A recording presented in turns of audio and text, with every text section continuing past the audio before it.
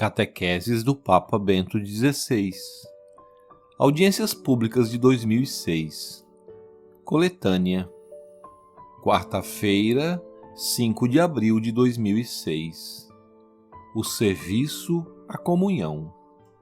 Queridos irmãos e irmãs, na catequese que iniciou há poucas semanas, queremos considerar as origens da Igreja, para compreender o desígnio inicial de Jesus e, assim, entender o essencial da Igreja, que permanece com o passar dos tempos. Desejamos, dessa forma, compreender também o porquê do nosso estar na Igreja e como devemos comprometer-nos a vivê-lo no começo de um novo milênio cristão. Considerando a Igreja nascente, podemos descobrir dois aspectos. O primeiro é realçado, em grande medida, por Santo Irineu de Leão, mártir e grande teólogo do fim do século II. O primeiro que nos deu uma teologia de certa forma sistemática. Santo Irineu escreve: onde está a Igreja, ali também está o Espírito de Deus. E onde está o Espírito de Deus, ali está a Igreja e todas as graças. Porque o Espírito Santo é a verdade. Adversos Héreses 3. Por conseguinte, existe um íntimo vínculo entre o Espírito Santo e a Igreja. O Espírito Santo constrói a Igreja e confere-lhe a verdade. Infunde, como diz São Paulo, o amor nos corações dos crentes. Romanos 5:5. Depois há um segundo aspecto.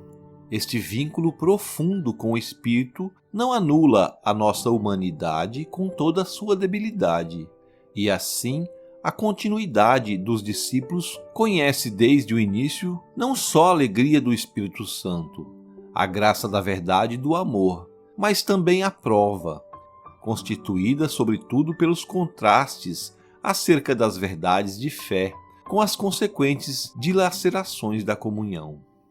Como a comunhão do amor existe desde o início e existirá até o fim, 1 João 1, infelizmente também desde o início existe a divisão.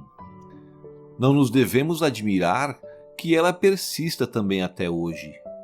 Eles saíram dentre nós, mas não eram dos nossos, porque se tivessem sido dos nossos, teriam permanecido conosco.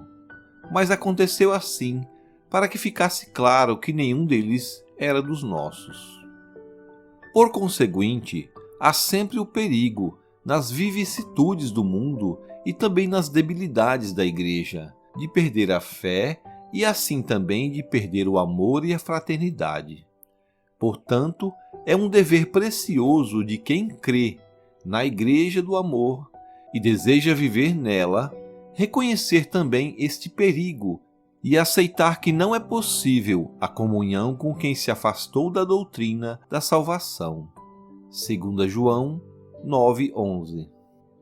Que a Igreja nascente tivesse muito consciente destas tensões possíveis na experiência da comunhão demonstra o bem a primeira carta de João.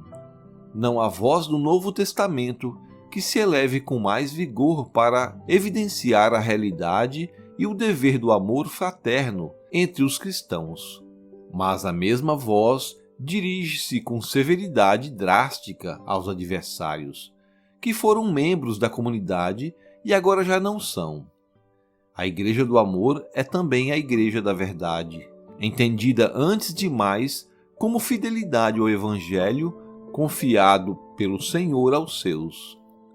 A fraternidade cristã nasce do fato de sermos constituídos filhos do mesmo Pai e pelo Espírito de verdade.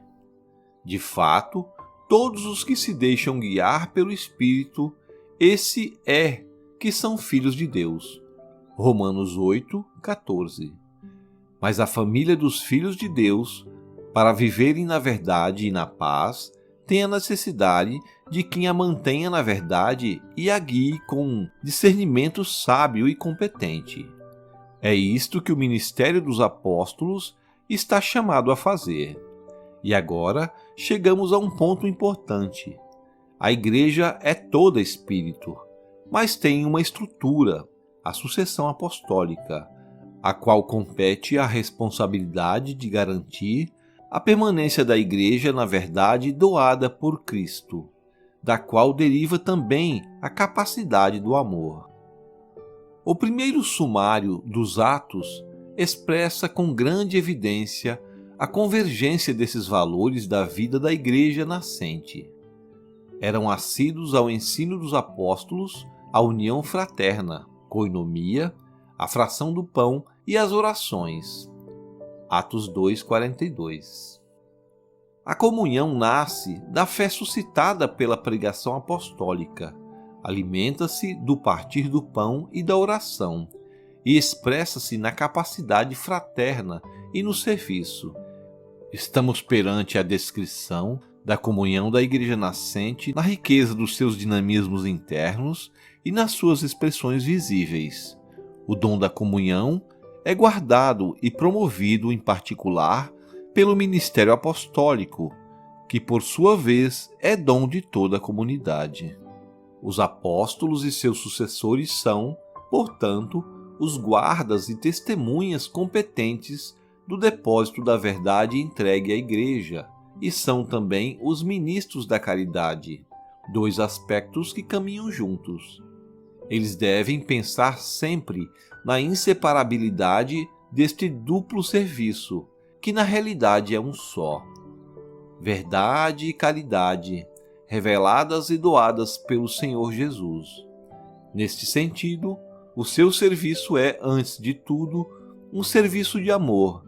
A caridade que eles devem viver e promover é inseparável da verdade que guardam e transmitem. A verdade e o amor são dois rostos do mesmo dom, que vem de Deus e que, graças ao ministério apostólico, é conservado na Igreja e nos alcança até o nosso presente. Também através do serviço dos apóstolos e dos seus sucessores, o amor de Deus Trindade nos alcança para nos comunicar a verdade que nos torna livres. João 8,32.